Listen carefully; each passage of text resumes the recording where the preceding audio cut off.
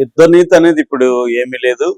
ఎవరికి బలం ఉంటే ఏమైనా చేయొచ్చు. ఎందుకంటే మన కళ్ళ ముందే గాజాలో 70,000 మందిని చంపేశారు.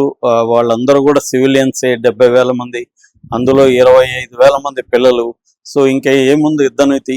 అంటే తమకు నచ్చని ఒక జాతిని కావచ్చు, ఒక మతాన్ని కావచ్చు, కంప్లీట్గా భూగోళాన్ని తుడిచిపెట్టేయాలని హోలోకాస్ట్ పేరుతో హిట్లర్ ఎలాగైతే యూదుల్ని చంపాడో, ఇప్పుడు అదే యూదులు ముస్లింల్ని కూడా హిట్లర్ పద్ధతులని, ఒకప్పుడు వీళ్ళు బాధితులు, ఇప్పుడు వాళ్లే అలాగా చేస్తున్నారు. సో ఇదంతా కూడా అమెరికా సపోర్ట్తోనే జరుగుతుందని అందరికీ తెలుసు. కాబట్టి యుద్ధ నీతి అనేది ఏమీ లేదు ఇక్కడ. నీకు బలం ఉంటే నువ్వేమన్నా చేయొచ్చు అనే ఒక నీతి తప్ప యుద్ధ నీతి ఏమీ లేదు.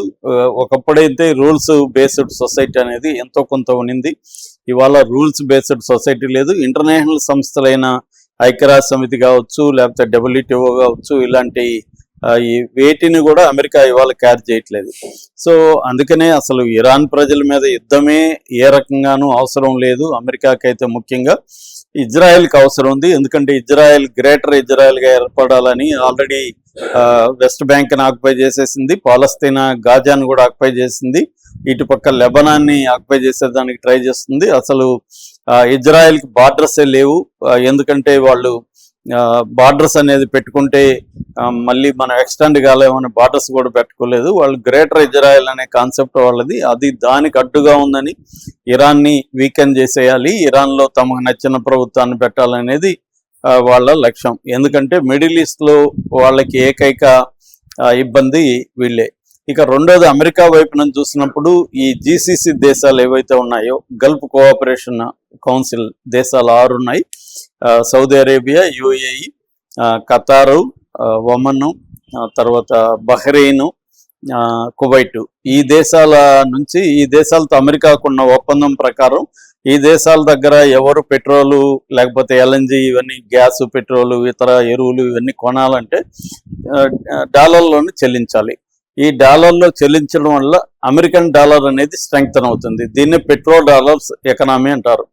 ఈ డాలర్ల ద్వారా వచ్చిన డబ్బుల్ని ఈ గల్ఫ్ దేశాలు మళ్ళీ అమెరికాలోనే పెట్టుబడులు పెడతాయి, అమెరికా స్టాక్ మార్కెట్లో ఇన్వెస్ట్ చేస్తాయి. ఆ రకంగా అమెరికా ఇప్పుడు మనం చెప్పుకుంటుండే గూగుల్ కానీ, లేకపోతే ఎన్విడియో కానీ, అమెజాన్ కానీ, మైక్రోసాఫ్ట్ కానీ, ఈ AI ChatGPT వాళ్ళ కంపెనీ కానీ, ఇవన్నీ కూడా ఓపెన్ అయ్యాయి. ఇవన్నిట్లో కూడా ఈ గల్ఫ్ దేశాలు పెట్టుబడులే ఉన్నాయి. సో అందువల్ల గల్ఫ్ దేశాల ఎకనామీ అనేది అమెరికాకి వెరీ ఇంపార్టెంట్. సో ఈ గల్ఫ్ దేశాల ఎకనామీకి కూడా థ్రెట్గా ఇరానే కనబడుతుంది. వాళ్ళకి మిడిల్ ఈస్ట్లో కంప్లీట్ ఆధిపత్యం కావాలంటే, ఒకటి ఆయిల్ మీద ఆధిపత్యం, ఆయిల్ వనరుల మీద. రెండవది ఈ గల్ఫ్ దేశాల మీద ఆధిపత్యం అనేది అమెరికాకు అవసరం. సో ఇవన్నీ కావాలంటే ఇక్కడ ఒక రీజనల్ లోకల్ రౌడీ లాగా ఒకరిని క్రియేట్ చేసి ఇజ్రాయెల్ని వాళ్ళు ప్రసారి ఇక్కడికి రాకుండా చేయడం ఒకటైతే, రెండోది మిడిల్ ఈస్ట్లో దాదాపు 27 చోట్ల వాళ్ళ మిలిటరీ బేసెస్ని ఏర్పాటు చేసుకొని ఇరాన్ని కంప్లీట్గా సర్కిల్ ఆఫ్ ఫైర్ అంటారు, ఇరాన్ని కంప్లీట్గా చుట్టేసి తమ అధీనంలో, అంటే తాము ఎప్పుడు దాడి చేయాలనుకున్నా ఇరాన్ మీద దాడి చేయగలిగిన పరిస్థితిని వాళ్ళు ముందు క్రియేట్ చేసి పెట్టుకున్నారు. దీన్ని ఎదుర్కోవడానికి ఇరాన్ కూడా ఏం చేస్తుందంటే, మళ్ళీ సర్కిల్ ఆఫ్ ఫైర్ ఇజ్రాయెల్ చుట్టూ ఇరాన్ కూడా ఒక సర్కిల్ని ఏర్పాటు చేసింది. దాన్ని యాక్సిస్ ఆఫ్ రెసిస్టెన్స్ అంటారు.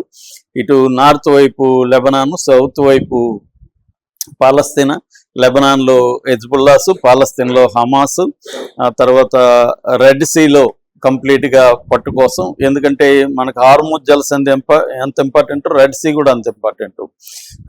రెడ్ సీ వచ్చి మన ఇండియన్ ఓషన్ని కలుపుతుంది అనమాట.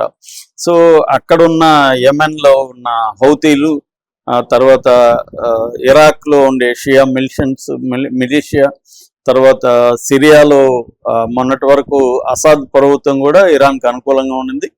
అక్కడ కూడా సిరియాలో కూడా వీళ్ళ మిలిషియాస్ ఉన్నాయన్నమాట. ఇలాగా యాక్సిస్ ఆఫ్ రెసిస్టెన్స్ పేరుతో ఇరాన్ కూడా చాలా స్ట్రాంగ్గా ఉంది. సో దీన్ని దెబ్బతీయడం కోసమే ఇప్పుడు ఇరాన్ని దెబ్బతీయాలంటే వాళ్ళ మిసైల్ టెక్నాలజీని, వాళ్ళ మిలిటరీ పవర్ని దెబ్బతీయాలి.